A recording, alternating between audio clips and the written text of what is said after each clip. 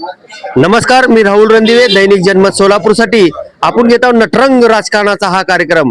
आणि ह्या कार्यक्रमामध्ये 3 वाजलेले आहेत. 5 वाजेपर्यंत जी प्रचाराची प्रक्रिया आहे ती असणार आहे आणि 5 वाजल्याच्या नंतरनं ही प्रक्रिया बंद होणार आहे आणि खरी रणनीती 5च्या नंतर चालू होणार आहे. आपण सेनेच्या रॅली संपलेली आहे आणि थेट अमोल बापू शिंदे यांच्याकडे जाणार आहोत आणि त्यांचे पॅनल आहेत तिथं. प्रचारामध्ये तेही महिला घेऊन रिंगणात होते आणि त्यांना विचारणार आहोत की प्रचार यात्रा त्यांची संपलेली आहे आणि रणनीती कशी असणार आहे. आता रणनीतीचा भागच राहिला नाही चंदन, आता फक्त थेट निवडणुकीच्या वोटिंग पशी जायचं आपल्याला. बापू नमस्कार. बापू बापू मला सांगा, 5 वाजता प्रचाराची प्रक्रिया सगळी संपणार आहे आणि काय तुमच्या शिवसेनेकरांना सांगणार आहेत सोलापूरच्या? आज प्रचाराचा शेवटचा दिवस. प्रचंड उत्साहामध्ये प्रभाग 7 मधल्या 4 उमेदवारांच्या प्रचाराची रॅली आता संपन्न झाली आहे. आजचा सगळ्यांचाच प्रचार 5 वाजता संपणार आहे. लोक फक्त प्रचाराच्या दिवसातच उमेदवार ठरवत नाहीत, तर 5 वर्ष केल्याच्या कामाची पावती लक्षात ठेवून उमेदवार ठरवत असतात. प्रचार 4 दिवस जरी असला तर आम्ही अहोरात्र गेली कित्येक वर्ष जे काम करतो त्या सगळ्या गोष्टी डोळ्यासमोर ठेवून उमेदवार चॉईस करण्याचं काम सोलापूरकर नक्की करतील. प्रभाग 7 मधल्या जनतेनं याआधी सुद्धा आम्हा सगळ्यांना काम करण्याची संधी दिली होती आणि आज ज्या पद्धतीचा उत्साह होता त्याच्यामध्ये आम्हाला एक लक्षात येते की लोक आवर्जून हार घालत होते, बोलत होते, उत्साहामध्ये आमचं स्वागत करत होते. त्याच्यावरून एक गोष्ट लक्षात आहे की इथला असलेला बहुजन समाज आहे, इथला असलेला मुस्लिम समाज असेल, मराठा समाज असेल, धनगर समाज असेल, इथला असलेला राजपूत समाज असेल, 18 पगड जातीच्या सगळ्या उमेदवारांच्या जनतेतून आमच्या उमेदवार आलेत असं चैतन्याचं वातावरण लोकांच्या नजरेमध्ये होतं. त्याच्यामुळं आता आमदारांनी कितीही आबदलं आणि मराठा समाजात, धनगर समाजात भांडणं लावण्याचं काम केलं तर इथला समाज सुज्ञ आहे. गेली कित्येक वर्ष तुम्ही इथं काय राजकारण केलंय या सगळ्या गोष्टी तुम्हाला ओळखून आहेत. त्याच्यामुळं आत्ता आजची तुमची शेवटची धडपड आहे, ती पण पैशाच्या जीवावर काय करता आली तर करून घ्या. लोक सुज्ञ आहेत. तुम्ही कमवलेले पैसे, टक्केवारीतनं घेतलेले पैसे लोक लक्षात ठेवतील आणि पैसे घेतील पण मतदान आम्हाला नक्की करतील असा मला विश्वास आहे. मला सांगा, आमदार देवेंद्र कोटे टक्केवारी खातात का? सगळ्याला माहित आहे त्यांनी काय करतात, काय नाही, कशा पद्धतीनं ते काम करत असतात. त्यामुळं नक्की लोक, जनता सुज्ञ आहे. ज्या पद्धतीनं इथल्या प्रत्येक कार्यकर्त्याला सतवलं जात आहे, पोलीस स्टेशनला बसवलं जात आहे, त्रास दिला जातोय वेगवेगळ्या यंत्रणेच्या माध्यमातून. जर आमच्या कार्यकर्त्याचा भाऊ कुठे सरकारी नोकरीत असेल तर त्याला तिथून ऑफिस मधून सांगितलं जात आहे. अशा नाना तऱ्हेच्या प्रयत्नातून लोकांना त्यांच्याकडे वळवण्याचा प्रयत्न केला. तुम्ही बघितलं असेल, पण लोक वळत नाहीत. तुम्ही एकाला बाहेर काढलात तर त्याच्या बदल्यात 4 लोक ऍड होतात. अशा पद्धतीची परिस्थिती आमच्या प्रचार यंत्रणेत आहे. कारण हा हाडाचा कार्यकर्ता आहे ज्यांनी इथं या सगळ्यांबरोबर आमच्यावर आयुष्य घातलंय. त्याच्यामुळे अशी माणसं सहज फुटत नसतात आणि रात्रीतनं माणसं फोडण्याची तुमची जुनी कला आता लागू होणार नाही. बापू, दादासाठी भाऊ धावून आला होता. दादासाठी भाऊ धावून आला होता. जे देवेंद्र दादा, तुम्ही त्यांना बोललात परवा त्या बैठमध्ये आणि त्या विषयावर जे आपले पालकमंत्री आहेत गोरे भाऊ,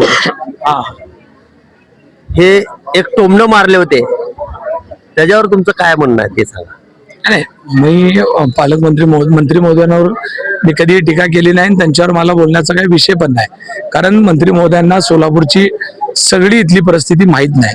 ह्यांनी याआधी काय काय कला केलेल्या आहेत, हे कशा पद्धतीनं गेल्याच वर्षी आमदार झालेले आहेत, ते गेल्या आधी मंत्री महोदयांना मी आवर्जून सांगतो. पालकमंत्री महोदय साहेब, तुम्हाला या चॅनलच्या माध्यमातून सांगतो की ही जे काय तुमच्या शेजारी आमदार बसलेले आहेत हे गेल्या वर्षी आमच्याच पॅनलमध्ये मागच्या वर्षी निवडून आलेले आहेत. त्यामुळं आम्हाला जेवढे हे आम्ही त्यांना जेवढे ओळखून आहेत तेवढं साहेब अजून तुमची ओळख झालेली नाही आहे. हे तुम्हाला सुद्धा अडचणीत आणू शकतात. अशा पद्धतीचं हे कॅरेक्टर आहे. येणाऱ्या काळात आपल्याला काय गोष्टी लक्षात येतील की काय काय गोष्टी घडणार आहेत ते.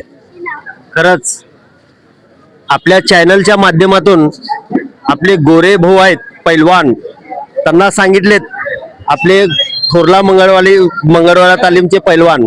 मला सांगा, प्रचाराला फिरलात आपण, आपल्या निराळा वस्तीमध्ये भांडणं करतेत मन सगळे, काय आहे कोण म्हण ते? सुमित भोसले सांगत होते की आम्ही जिथं प्रचाराला जाऊ तर तिथं आमच्या सीट फाडले, हे फाडले, असं म्हणून सांगत होते. हे काय तर चुकीचे अफवा आहेत.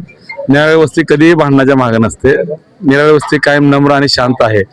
आज इतक्या वर्ष गेले 10 वर्ष निराळी वस्ती नगरसेवक नाही, पण निराळी वस्तीने कुठल्याही माणसाला त्रास दिला नाही, कोणाला त्रास दिला नाही. परंतु आज सत्ता आहे म्हणून किंवा विरोधी पक्षाचा आमदार आहे, सत्ताधारी पक्षाचा आमदार आहे म्हणून आमच्या कार्यकर्त्यांना गेले 3 दिवस झालं रोज 10 ते 12 कार्यकर्त्यांना सकाळी बोलवायचं, फौजाचा चावडी कमिशनर बसवायचं.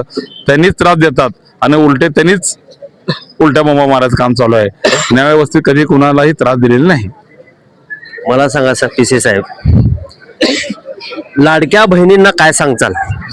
येणाऱ्या 15 तारखेला लाडक्या बहिणीने शिवसेना शिंदे गटाचं धनुष्यबाण आणि घड्याळासमोरील बटन दाबून सोलापुरातील सगळ्यांना दाखवून द्यायचं, जिथं जिथं शिवसेनेचं धनुष्यबाण आणि घड्याळ आहे हे बटन दाबून, घड्याळासमोरील आणि धनुष्यबाणासमोरील बटन दाबून लाडक्या बहिणीने आम्हाला आशीर्वाद देणं आणि शिवसेनेचा भगवा फडकवण्याचा आम्हाला आशीर्वाद द्यावा. खरंच शिवसेनेला आशीर्वाद द्यावं असं पिसे साहेबांनी म्हणलंय. बापू, मला सांगा, प्रभाग 12, 18, 19, 10, 13 ह्या सगळ्या लाडक्या बहिणींना तुम्ही काय सांगचाल? सोलापूर शहरात आज इलेक्शनचा शेवट जरी असला तरी आजपासून संपूर्ण शहरवासियांना आजच्या वेगळ्या पद्धतीनं कामाला लागणार आहे. त्याचं कारण असं आहे, ज्या पद्धतीनं इलेक्शनची सुरुवात भारतीय जनता पार्टीने सोलापूर शहरात केली, ती बघता बी फॉर्मचा विषय असेल, फॉर्म मागे घेण्याच्या विषयावरनं काय गोष्टी घडल्या असतील, ज्या पद्धतीनं यंत्रणेचा वापर करून काय गोष्टी केल्या जात आहेत, हे काय फक्त प्रभाग 7 मध्येच होतं असं नाही. हे संपूर्ण शहरात जिथं जिथं भारतीय जनता पार्टीच्या समोर उमेदवार आहेत तिथं सगळीकडे या गोष्टी घडत आहेत.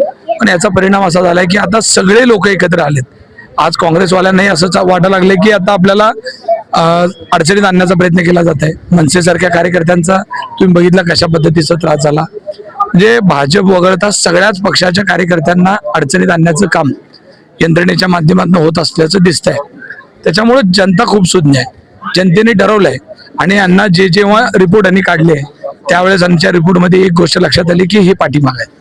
आणि ही गोष्ट जेव्हा लक्षात आले की हे पाठीमाग आहेत तर त्यांच्या पैसे काढण्याची यंत्रणा वाढते, त्रास देण्याची यंत्रणा वाढते. आणि त्याच्यामुळे आता प्रचार यंत्रणा संपत असताना मी सोलापूरकरांना आवर्जून एक गोष्ट सांगतो की तुम्ही आता 8-10 दिवस सगळ्या गोष्टी बघितल्यात. शेवटच्या 2 दिवस खूप महत्वाचे आहेत. आजची रात्र ही वैराची रात्र म्हणून ओळखली जाते. सकाळी उठून परवाशी इलेक्शन आहे, म्हणून उद्याचा एक दिवस काही चिरीमिरी पैसे देतील, पण विकासापासून आपल्याला जे काही लांब ठेवलं गेलेलं आहे त्या सगळ्या गोष्टींना वाचा फोडण्याची इलेक्शनच्या दिवशी मतदान करून आपल्याला ती संधी आहे. आणि ती वाचा जर फुटणारच नसेल, सामान्य कार्यकर्त्याला न्याय मिळणार नसेल, तर लोकशाहीचा कशा पद्धतीचे इलेक्शन होतील असं वाटतंय. मला सांगा बापू, इलेक्शन झाल्यावर सेना आणि भाजप एकत्र येतील? बघा, आम्ही आता एकमेकाच्या विरोधात लढतोय. आम्ही पुढे काय होणार आहे ह्यापेक्षा उद्या काय करायचं आहे हे सांगतोय की उद्या धनुष्यबाण आणि अजितदादा पवारांचं घड्याळ, असं राष्ट्रवादी काँग्रेसचं घड्याळ आणि धनुष्यबाण या दोन्ही चिन्हावरील बटन दाबून शिवसेना राष्ट्रवादी काँग्रेसचे जिथं जिथं उमेदवार असतील तिथं आमच्या मायमावल्यांनी, युवकांनी आणि निर्भीड असलेल्या सोलापूरकरांनी मतदान करून एक मेसेज दिला पाहिजे की आम्ही अशा त्रास देणाऱ्या सरकारच्या विरोधात किंवा जुलूमच्या पद्धतीनं लोकांसमोर जाणाऱ्या भारतीय जनता पार्टीच्या उमेदवारांना त्यांना पाडावं लागेल आणि शिवसेनेला आणि राष्ट्रवादीला निवडून द्यावं लागेल. धन्यवाद. खरंच आता हे लढाईमध्ये आहेत. येणाऱ्या निवडणूक झाल्यावर बघूया, जेव्हा आपल्याला महापौर निवड करणार आहेत त्यावेळेस तर खरंच नटरंग असणार आहे. मी राहुल रणदिवेसह चंदन बोलू, सोलापूर न्यूज.